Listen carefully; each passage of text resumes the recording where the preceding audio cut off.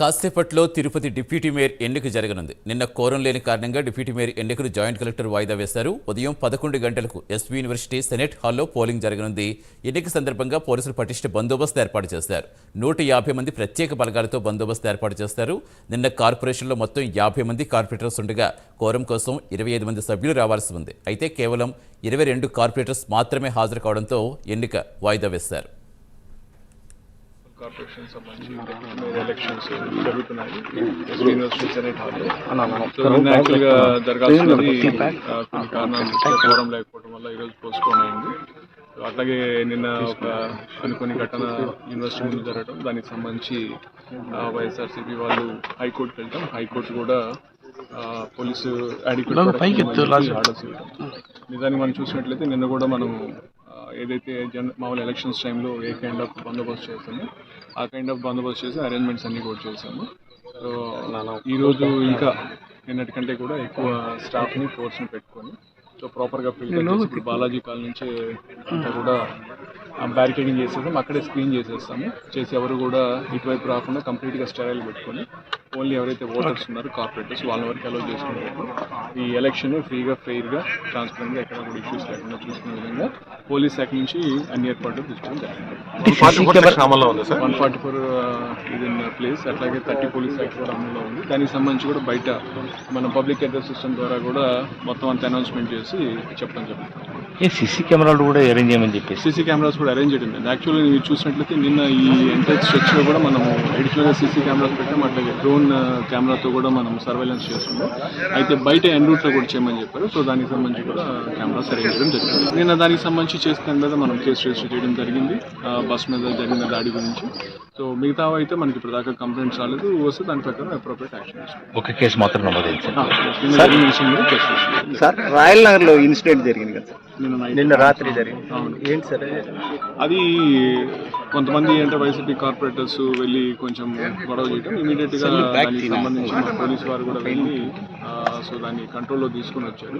So దాని గురించి కాసేపట్లో తిరుపతి డిప్యూటీ మేయర్ ఎన్నిక జరగనుంది. పూర్తి సమాచారం ఇచ్చేందుకు మా కరెస్పాండెంట్ రవివర్మ లైవ్లో జాయిన్ అవుతున్నారు. గుడ్ మార్నింగ్ రవివర్మ, ఎలా ఉంది ప్రస్తుతం అక్కడ పరిస్థితి? ఈ రోజున కోరం సరిపడా సభ్యులు హాజరవుతున్నారా? సభ సజావుగా సాగే అవకాశం ఉందా ఎన్నిక?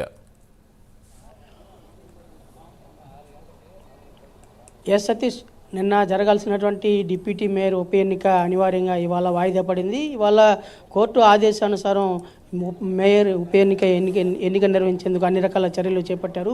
ప్రధానంగా కోర్టు ఆదేశానుసారం ఎస్పీ పటిష్ట బందోబస్తు ఏర్పాటు చేపట్టారు. దాదాపు 150 మంది పోలీస్ సిబ్బందితో పూర్తి పటిష్టమైన చర్యలు అయితే చేపట్టారు. నిన్న జరిగినటువంటి ఎలాంటి ఉద్రిక్త పరిస్థితికి తావు లేకుండా ముందస్తు చర్యలు అయితే ఎస్పీ చేపట్టారు. ఎస్పీ పర్యవేక్షణలో పూర్తి బందోబస్తు అంతా కూడా ఇక్కడ ఎస్వీ యూనివర్సిటీ ప్రాంగణం అంతా కూడా పోలీస్ బందోబస్తు ఏర్పాటు చేయబడింది.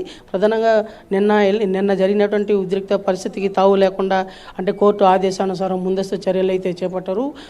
ఇంకొక 15 నిమిషాల్లో కార్పొరేటర్లు వచ్చి ఓటింగ్కి పాల్గొనే అవకాశం ఉందని చెప్పేసి అధికారులు అయితే సూచిస్తున్నారు.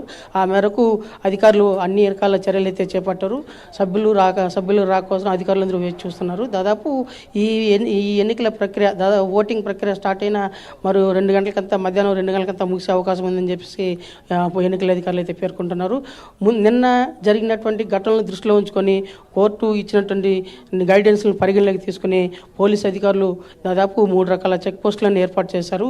బాలాజీ కాలనీ, ఎస్వీ యూనివర్సిటీ, అలాగే క్యాంపస్ ప్రాంగణంలో అన్ని ప్రాంతాల్లో కూడా దాదాపు 6 రకాల చెక్ పోస్టులు ఏర్పాటు చేసి ఎలాంటి ఉద్రిక్త పరిస్థితి తావు లేకుండా ప్రశాంతమైన వాతావరణంలో పోలింగ్ ప్రక్రియ జరిగేలా ముందస్తు చర్యలు చేపట్టారు. ఆ దిశగా అన్ని రకాల చర్యలు చేపట్టి ఓటింగ్ ప్రక్రియకు ఆటంకం లేకుండా అధికారులు అయితే పూర్తి పటిష్టమైన బందోబస్తు చర్యలు అయితే చేపట్టారు. అది ఇప్పుడు మనం చూస్తున్నాం యూనివర్సిటీ ప్రాంగణంలో చూడండి. నిన్న ఉన్నటువంటి ప్రశాంతత వాతావరణం నిన్న ఉన్నటువంటి వాతావరణానికి ఈరోజు వాతావరణానికి చాలా తేడా ఉంది. ఇవాళ ప్రశాంతమైన వాతావరణం ఉంది. అదే కాకుండా పోలీసు పటిష్టమైన బందోబస్తు చర్యలు చేపట్టడం వల్ల ఎలాంటి గొడవలు లేకుండా అంటే చెక్ పోస్టులు ఏర్పాటు చేశారు. ఇక్కడ చూడొచ్చు యూనివర్సిటీ ఫస్ట్ గేట్ కాడ, అలాగే యూనివర్సిటీ బాలాజీ సెకండ్ గేటు, అలాగే బాలాజీ కాలనీ ఈ 3 చోట్ల చెక్ పోస్టులు ఏర్పాటు చేసి ఎక్కడికక్కడ కట్టడి చేస్తూ ఎలాంటి అసాంఘిక కార్యక్రమాలు అంటే గొడవలకు పాల్పడే వారిని, అలాంటి సంఘ విద్రోహ శక్తులను వాళ్ళని ఎవరిని ఎంటర్ కానివ్వకుండా ముందస్తు చర్యలు చేపట్టారు. కోర్టు ఆదేశానుసారమే మేము పరిశీలించి ఇలాంటి చర్యలు చేపట్టామని చెప్పి ఎస్పీ ఇదివరలోనే ఇక్కడ వచ్చి పర్యవేక్షించి ఈ ప్రాంతం అంతా కూడా పరిశీలించి ఆ అధికారులకు పోలీస్ సిబ్బందికి తగు సూచనలు అయితే చేశారు. ఆ దిశగా నిన్న జరిగినటువంటి వాతావరణానికి భిన్నంగా ఈరోజు ఏర్పాట్లన్నీ చేశారు. ప్రశాంతమైన వాతావరణంలో ఎన్నికల ప్రక్రియ నిర్వహించేందుకు అధికారులు అన్ని రకాల చర్యలు చేపట్టారు. అయితే ఇప్పుడున్నటువంటి పరిస్థితుల్లో భాగంగా దాదాపు 47 మందికి గాను అంటే టీడీపీ తరఫున 22 మంది ఉన్నారు. అలాగే మరో 5 మంది సభ్యులు వస్తే కోరం ఏర్పడితే అక్కడికి ఎన్నికలు నిర్వహించేందుకు సజావుగా ఉంటుందని చెప్పేసి అధికారులు అయితే భావిస్తున్నారు.